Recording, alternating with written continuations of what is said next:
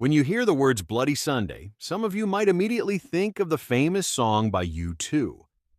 That song actually refers to the 1972 massacre in Derry, Northern Ireland, where British troops shot unarmed civil rights protesters during a violent period known as the Troubles. But that's a story for another time. Today we continue to focus on Russia going back even further than 1972. We're focused on 1905, where another Bloody Sunday would become one of the darkest turning points in Russian history. Imagine marching peacefully through the freezing streets of St. Petersburg, carrying religious icons, singing hymns, and hoping your emperor would finally hear your cries for help. Now imagine soldiers opening fire on you instead. On January 22nd, 1905, thousands of Russian workers and their families gathered to peacefully protest terrible working conditions, low wages, poverty, and the absolute power of Tsar.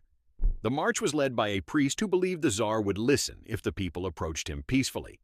Protesters carried crosses, portraits of the Tsar, and petitions asking for basic rights and reforms. But when the crowd approached the Winter Palace, imperial soldiers were ordered to stop them. Without warning, troops fired into the unarmed crowd. Men, women, and even children were killed as panic spread through the streets. The exact number of deaths is still debated today, but hundreds were believed to have been killed or wounded. For many Russians, this shattered the image of Nicholas II as a caring ruler. People began calling him Nicholas the Bloody. Trust in the monarchy collapsed. Protests spread across the empire, and Bloody Sunday became one of the sparks that eventually helped ignite the Russian Revolution.